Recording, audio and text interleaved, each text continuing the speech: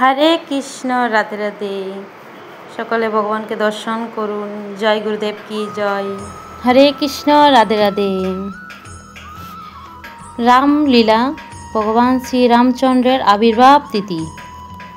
পৃথিবীর আর্যি ও দেবতাদের আশঙ্কা।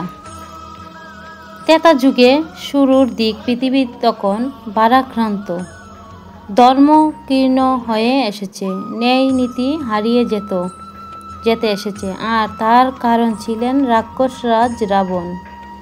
এই রাবণ ও তার রাক্ষস দল মিলে মানুষ, ঋষিমণি, দেবতা এমনকি গন্ধর্ব যক্ষ সকলকেই অত্যাচার করতেন। রাবণের এই অত্যাচার থেকে পরিত্রাণ পাওয়ার জন্য দেবতা, মুনি, ঋষি, গন্ধর্ব, যক্ষ সকলেই মিলে ভগবান শ্রী বিষ্ণুর উপাসনা করলেন। ভগবান শ্রী বিষ্ণুর শরণাগত হলেন। তখন ভগবান তাদের পরিত্রাণ ভক্তদের রক্ষা করার জন্য ত্রেতা যুগের অযোধ্যার রাজা দশরথের জ্যেষ্ঠ পুত্র রূপে ভগবান শ্রীরাম রূপে আবির্ভাব হন।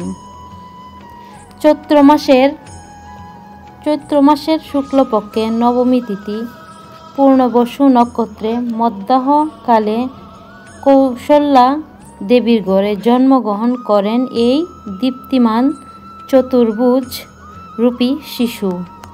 গাত্রে চন্দনের সুবাস, চারিদিকে আনন্দের ধ্বনি। আর এই তিথি আসছে আগামীকাল 6ই এপ্রিল, মহারামনবমীর শুভ তিথি।